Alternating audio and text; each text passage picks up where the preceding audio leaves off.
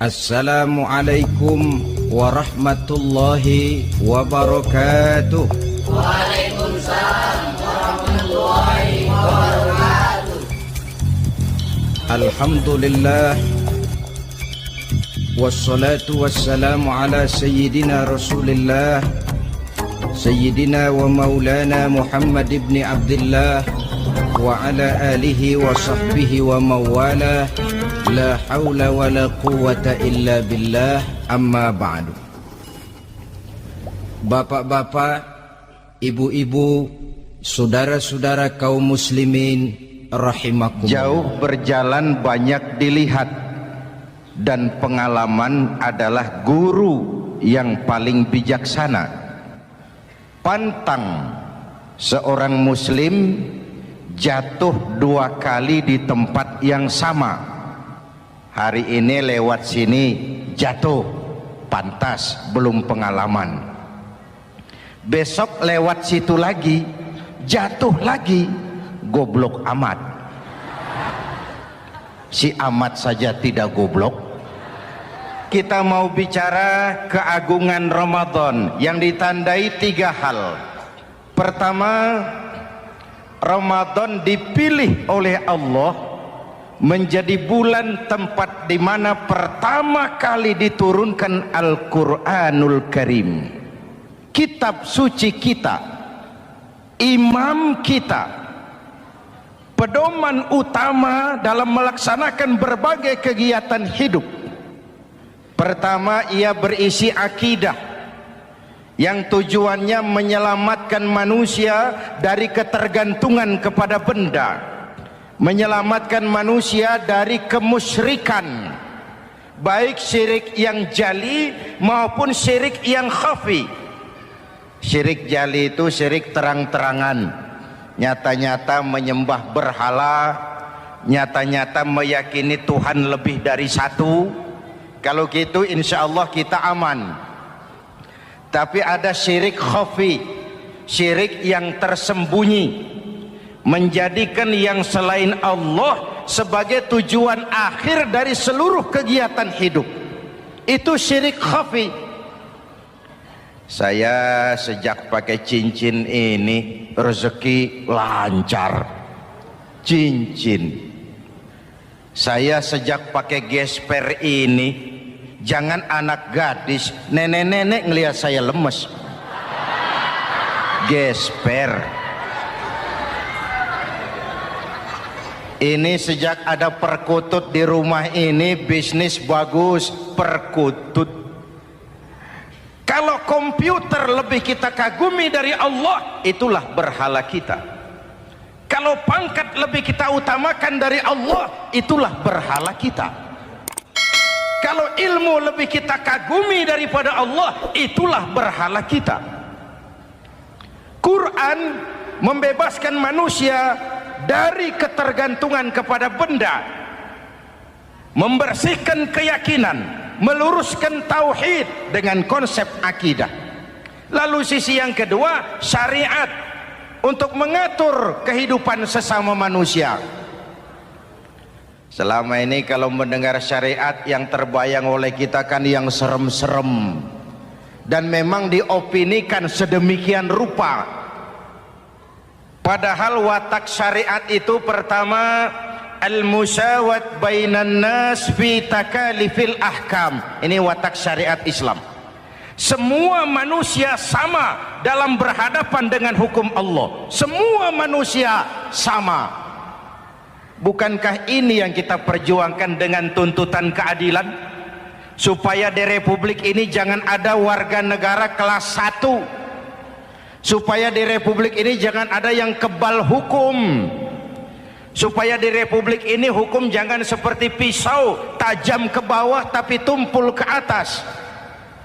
Syariat mengajarkan al-musawat bainan nas fi takalifil ahkam. Semua manusia sama dalam berhadapan dengan hukum Allah.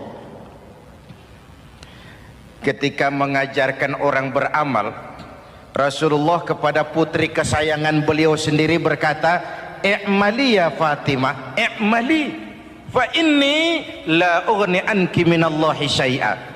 Fatimah beramal kau, Fatimah sholat, Fatimah puasa, Fatimah haji. Kalau kau tidak beramal, aku ayahmu Rasulullah tidak akan sanggup membelamu di akhirat nanti. Inilah watak syariat. Tidak mentang-mentang anak kesayangan lalu ada jaminan, sudah Fat, kamu nggak sholat nggak apa-apa, nanti di akhirat ada papi. Tidak. Semua manusia sama dalam berhadapan dengan hukum. Andai kata Fatimah putri Muhammad mencuri, tidak usah orang lain, Muhammad sendiri yang akan memotong tangannya. Bukankah keadilan macam ini yang kita harapkan?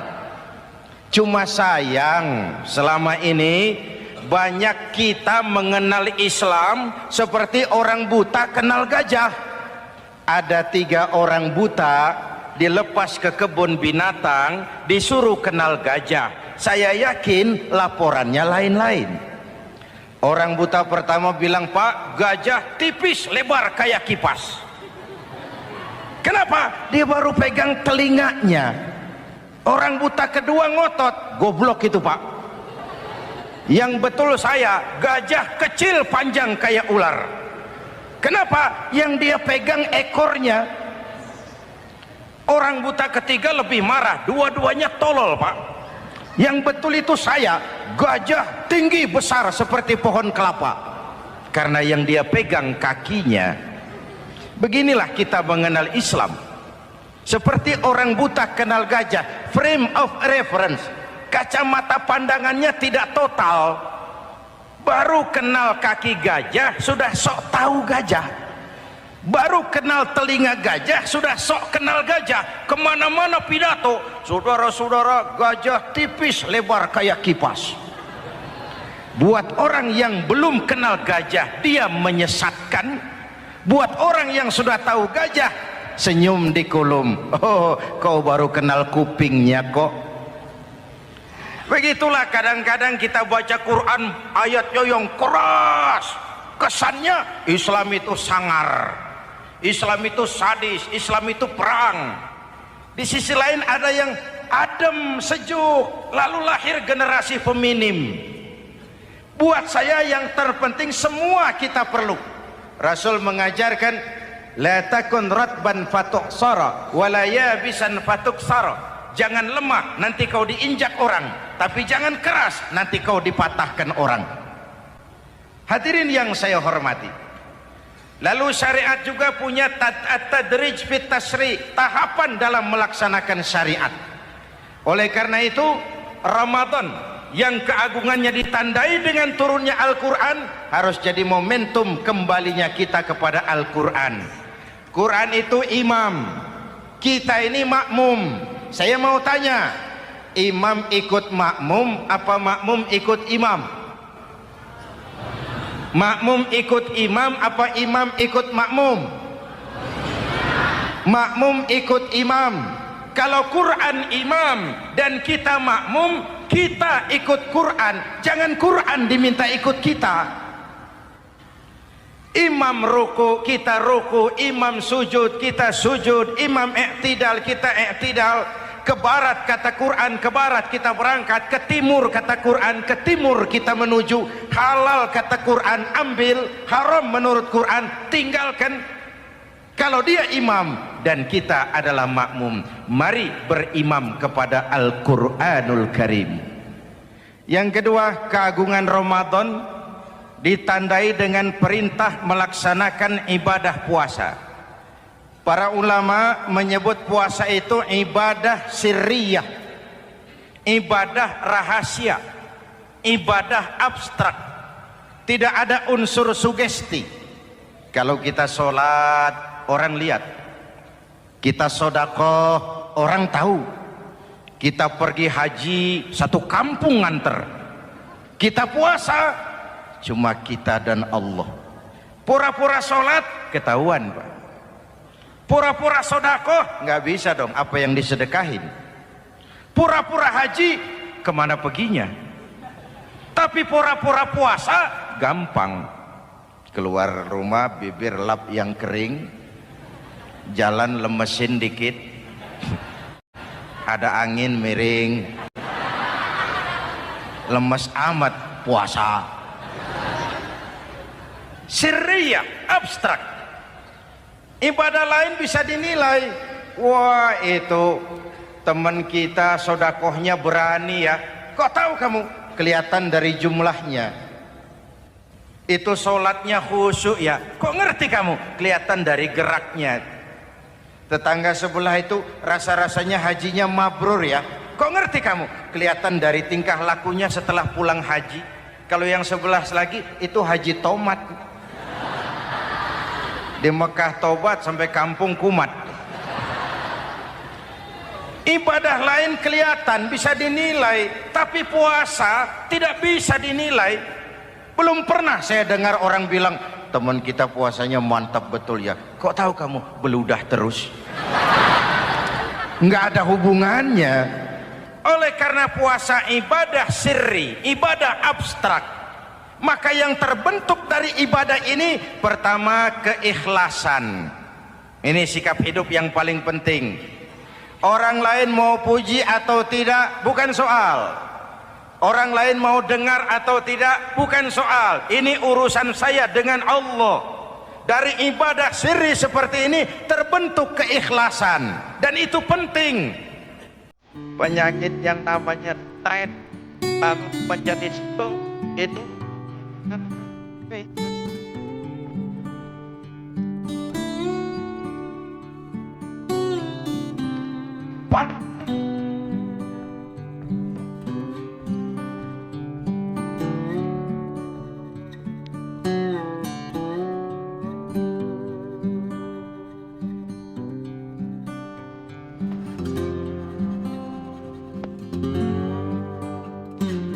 beramal ikhlas.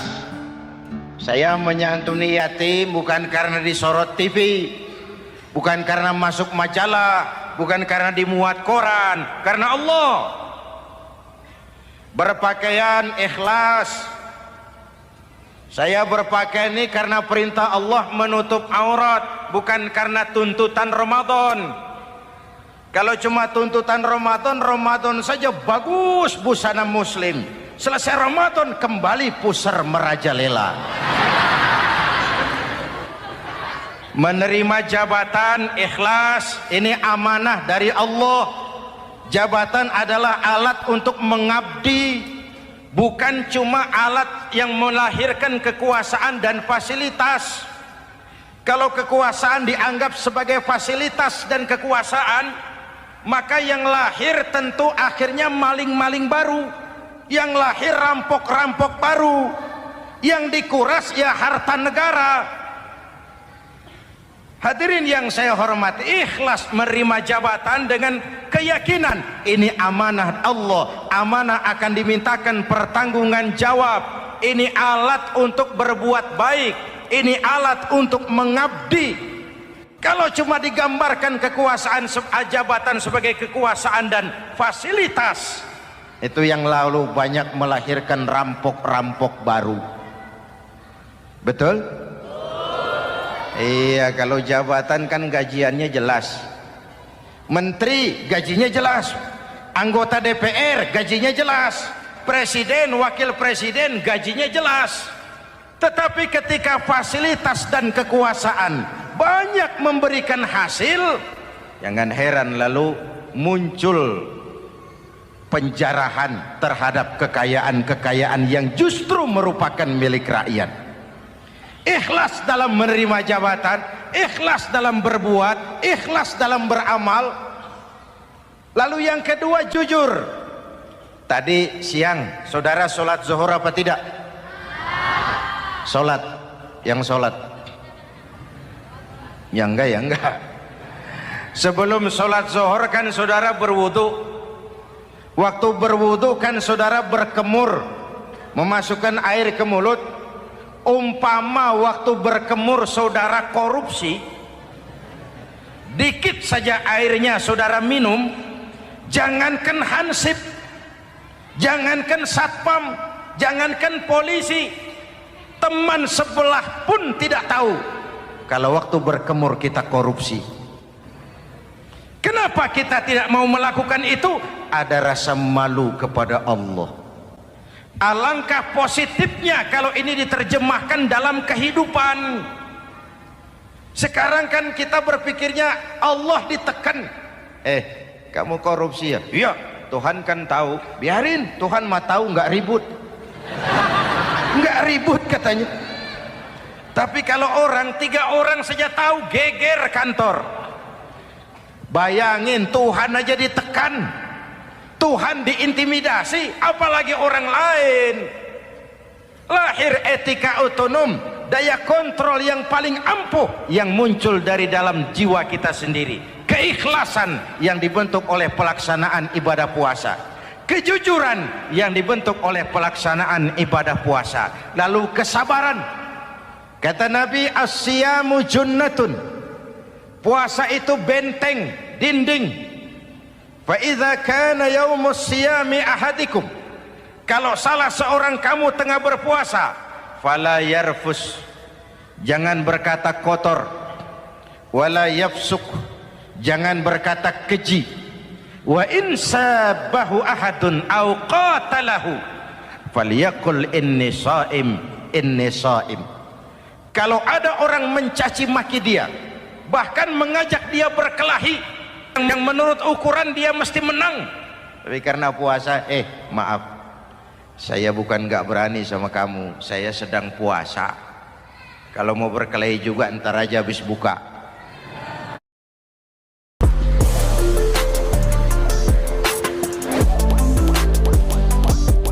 Habis buka, segeran dikit berantemnya. Ini shaim, maaf, saya sedang berpuasa. Itu merupakan benteng.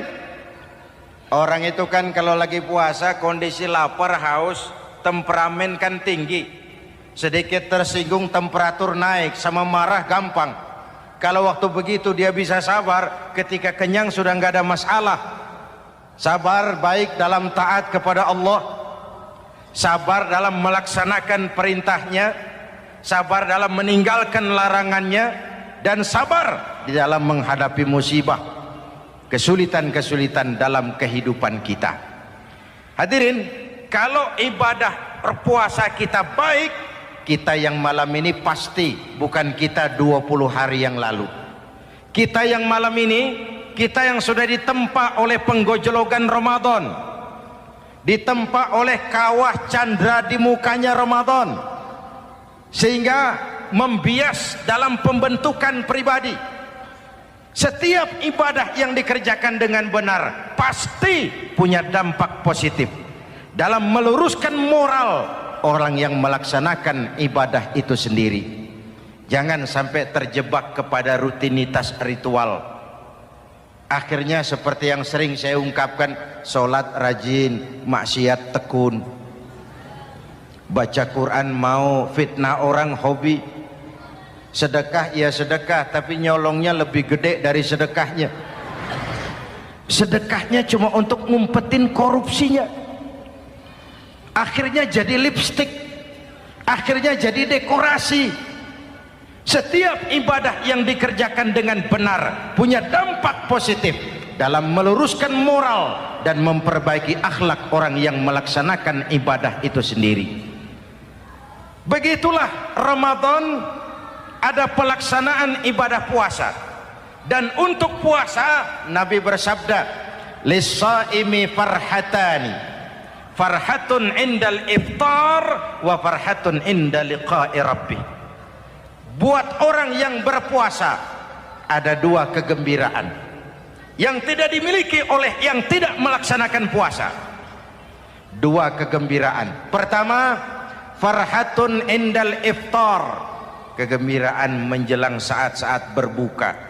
Hati itu besar, rasa optimisme, padahal bukanya cuma sama tempe, sama tahu, sama ikan asin. Tapi entah makin dekat maghrib hati makin berbunga, ada kebahagiaan yang tidak bisa diceritakan. Allahumma lakasumtu, ya Allah, hari ini saya laksanakan perintahmu, saya lawan rasa nafsu, saya tempuh lapar, haus, saya tunaikan semua ini. Itu kegembiraan yang puasa.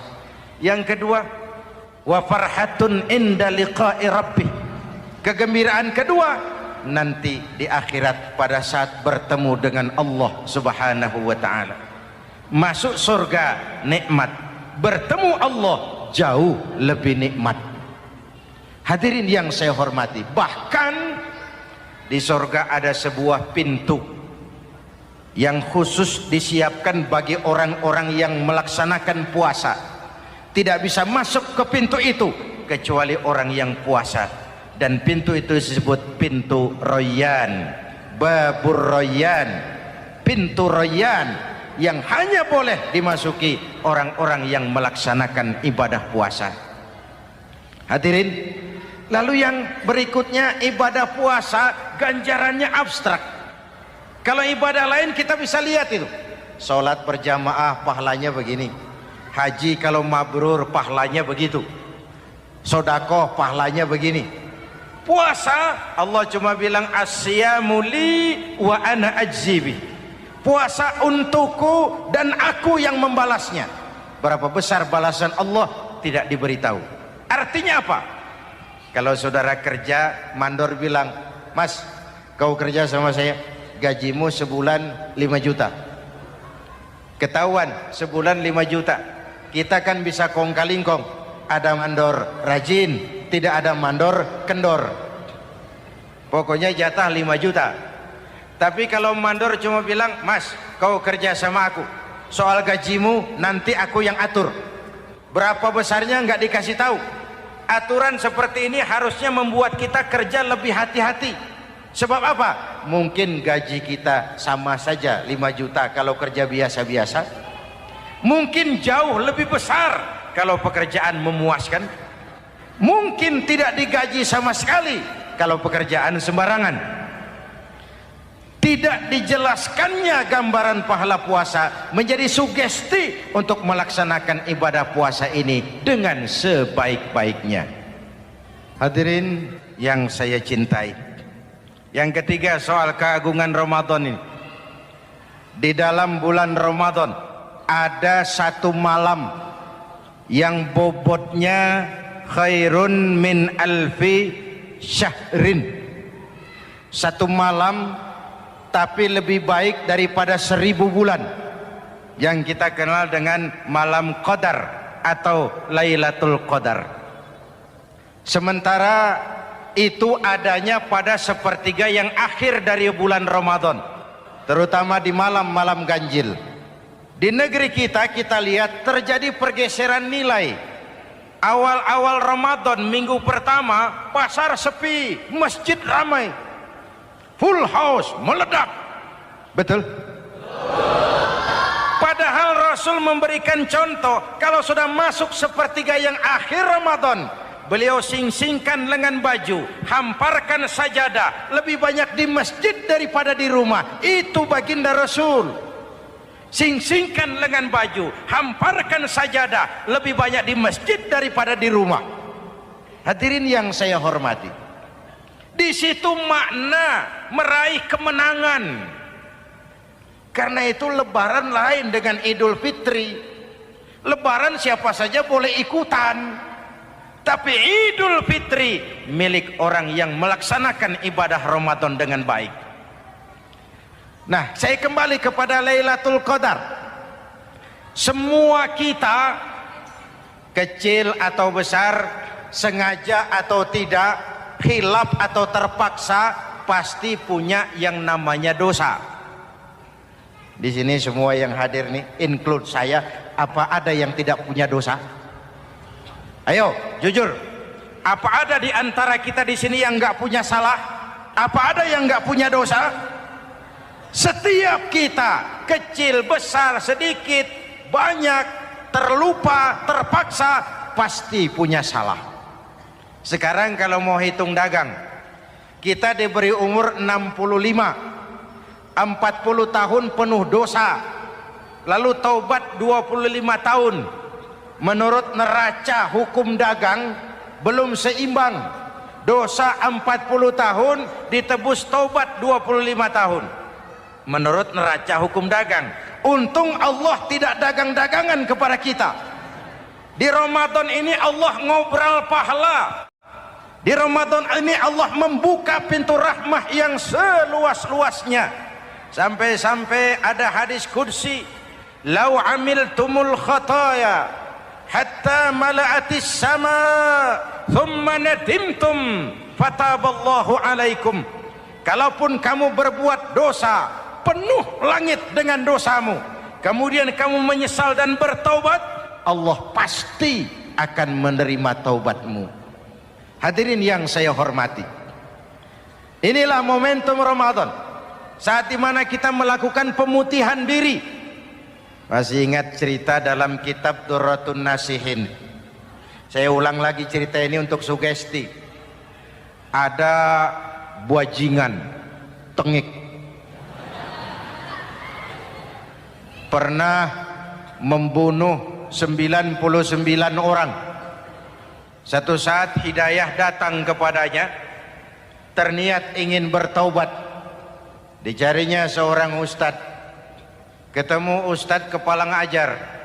"Ustadz, ya, apa? Saya mau taubat, diterima apa tidak taubat saya?" "Emangnya dosa kamu apa?" "Saya pernah membunuh 99 orang ustadz." Ustadznya melotot, "Wih, banyak amat. Enggak segampang itu nyawa hak prerogatif Allah. Cuma Allah yang berhak ngambil. Membunuh tanpa alasan yang benar, dosa besar. Dosamu kelewat banyak, Mas. Enggak bisa. Dia ponis lebih dulu kayak surga milik bapak moyangnya. Ini preman kita pikir, ini ustadz saya niat baik-baik kok ngomongnya enggak enak. Daripada 99 tanggung, saya lempengin aja nih urusan dah. Dibabat lagi ustadz, tamat, selesai, pas, cepet. Niat taubatnya masih terus. Dia mengembara sampai ketemu seorang ustadz yang bijak. "Waalaikumsalam Ustaz." "Assalam." "Ada apa?" "Ustaz, saya mau taubat, diterima apa enggak sih?" "Oh, sebelum mentari terbit dari sebelah barat, sebelum nafasmu sampai di tenggorokan, Allah akan menerima taubatmu. Boleh jadi dosamu besar, tapi ampunan Allah lebih besar dari dosamu." Begitu Ustaz. "Iya." Cuman ngomong-ngomong, dosamu apa sih?" "Ustaz, saya sih tadinya cuma bunuh 99 orang. Terus ada Ustaz ngomongnya nggak enak, jadi saya cukupin 100. "Oh, taubatmu diterima asal benar-benar. Cuma begini saja, kampungmu kampung brengsek tuh, lingkunganmu nggak sehat. Kalau kau pulang ke sana lagi, niat taubatmu bisa lentur dan luntur. Kamu pindah saja, hijrah ke kampung lain yang lebih baik." "Baik Ustaz, makasih." Wah, ngepak koper, pindah. Belum sampai ke kampung yang dituju, ajal datang merenggut nyawa. Ketika ruh keluar dari jasad, ini malaikat rahmah dengan malaikat azab rebutan. Kata malaikat rahmah, "Ini jatah saya. Orang ini sudah taubat, tempatnya di surga." Kata malaikat azab, "Nanti dulu. Taubat sih taubat, 100 bagaimana urusannya?" Bertengkar. Akhirnya Allah mengutus malaikat Jibril, "Kau adili." Kata Jibril, "Ukur sajalah mana yang lebih dekat, kampung yang dituju atau kampung yang ditinggalkan." Ketika diukur, kampung yang dituju lebih dekat dari kampung yang ditinggalkan. Kata Jibril, dia jatah malaikat rahmah, taubatnya diterima Allah. Nah, kalau mendengar riwayat seperti ini, jangan diartikan bahwa untuk taubat mesti membunuh 100 orang. Ini harus diartikan bagaimanapun besar dosa dan kesalahan yang kita lakukan, jangan putus asa dari rahmat Allah. Sebaliknya, bagaimanapun banyak kebaikan yang kita kerjakan, jangan puas hati dan sombong diri. Kita belum tahu akhir perjalanan hidup ini. Kita hanya berbuat dan berbuat. Kepastian itu haknya Allah. Ada yang masuk neraka karena menyiksa kucing. Ada yang masuk surga walaupun sudah membunuh 100 orang. Bahkan kalau nanti saudara di surga ketemu orang-orang soleh, saudara nggak usah kaget, itu memang tempatnya di surga. Saudara akan kaget nanti kalau di surga ketemu pelacur. Pelacur masuk surga. Penasaran, saudara samperin, Mbak Yu. Ya Mas, sampean ada di sini, apa Allah nggak salah wesel ini? Iya Mas, saya ini ada di surga sini. Padahal waktu di dunia dulu saya ini siapa Mas tahu kan? Mas juga langganan kan waktu itu.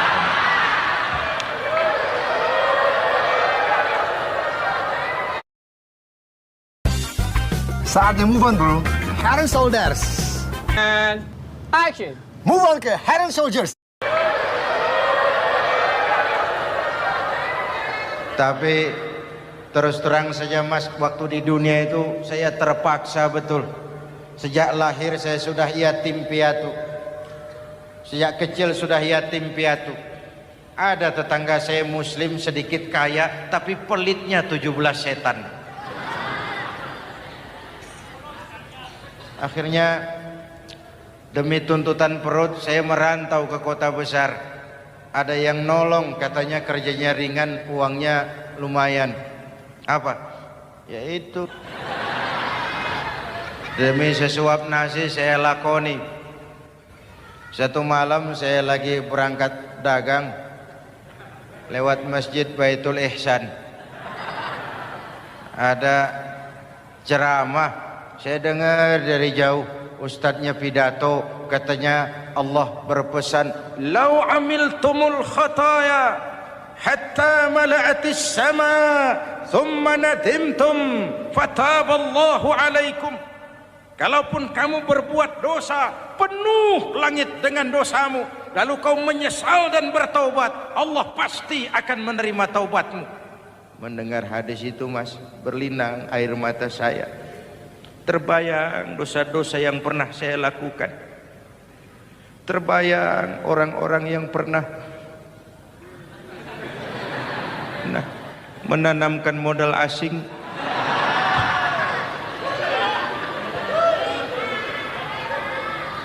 Dikala itu hidayah datang, saya niat taubat pulang kampung Mas, mudik.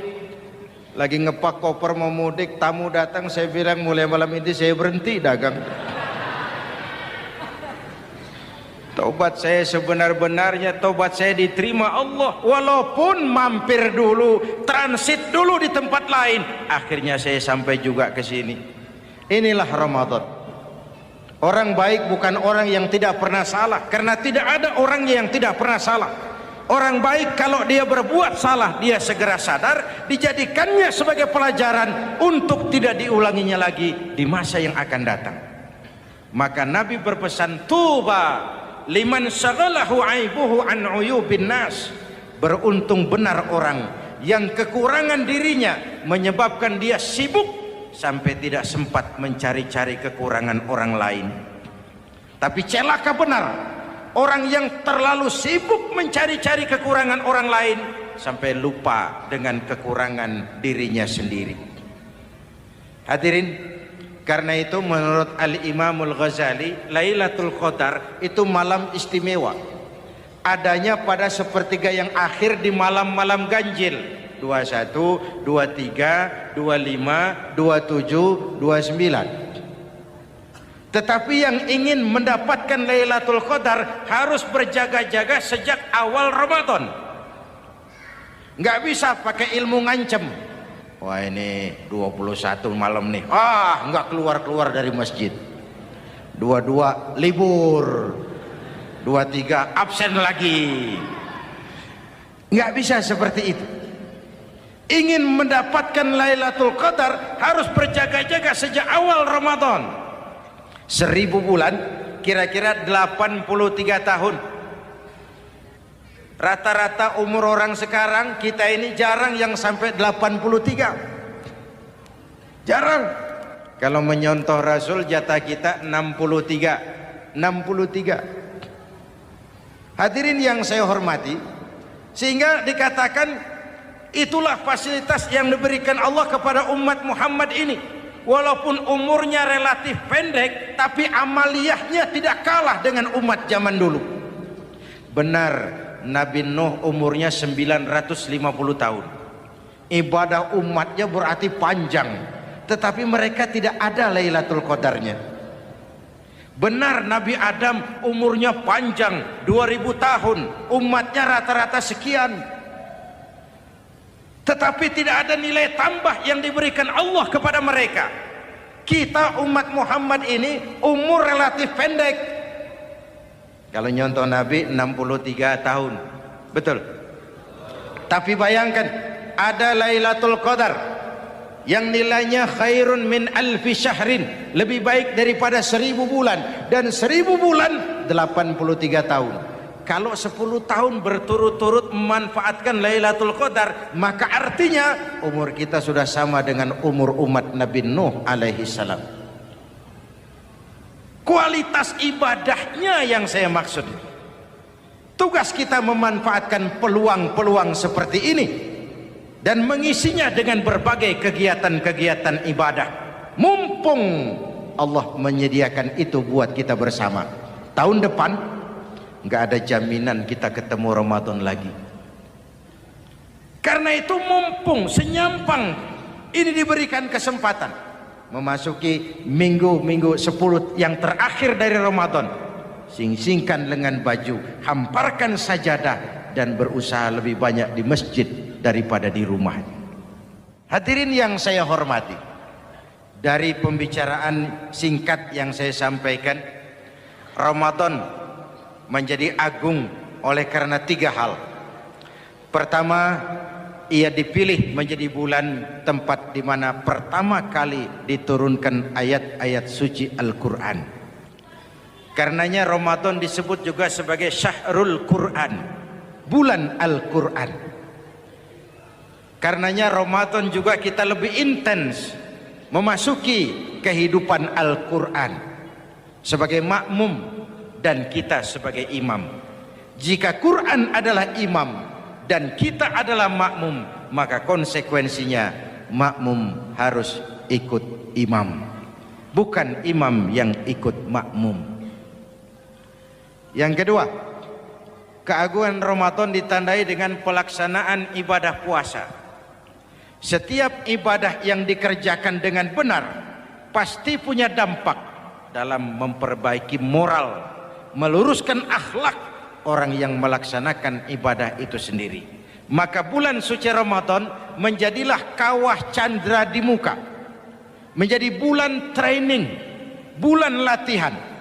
Saya sering ibaratkan, Mike Tyson masuk latihan, keluar latihan, tinjunya makin hebat. Hewitt masuk latihan, keluar latihan, tenisnya makin canggih. Zinedine Zidane masuk latihan, keluar latihan, sepak bolanya makin hebat. Kalau latihan tiap hari, main kalah terus, orang kan ngomong, buat apa latihan? Kita sebulan penuh latihan supaya bulan-bulan sesudah Ramadan nanti kita jangan sampai kalah dalam permainan hidup ini. Hidup ini kan permainan. Ada yang sekarang ini main sebagai pedagang, main sebagai pejabat, main sebagai pengusaha, main sebagai seniman. Hidup ini permainan. Wa mal hadhil hayatud dunya illa lahwun wa la'ib. Ini cuma permainan. Senarionya sudah ditetapkan oleh sang sutradara Allah Azza wa Jalla. Ini permainan saja. Maka bermainlah sesuai dengan aturan main. Karena hidup memang permainan. Tapi jangan main-main. Walaupun ini permainan, bermainlah dengan benar. Jangan main-main. Kalau main-main, kalah. Sepak bola permainan, main-main kalah. Bulu tangkis permainan, main, kalah. Hidup ini permainan, main dengan benar, main sesuai dengan aturan main, kalah.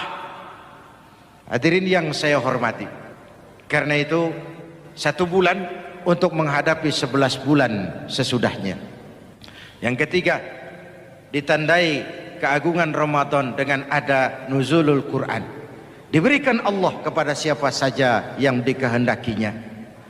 Semoga ibadah yang sudah kita kerjakan kiranya diterima Allah. Yang masih akan kita kerjakan diberikan kita kekuatan zahir dan batin untuk dapat melaksanakannya dengan sebaik-baiknya. Ala hadhihi niyyah wa ila hadratin nabi. Al-Fatihah.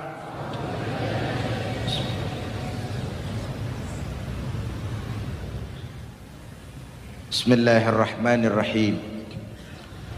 Alhamdulillahi Rabbil Alamin. Allahumma salli wa sallim mubarak ala Sayyidina Muhammadin wa ala alihi wa sahbihi ajma'in.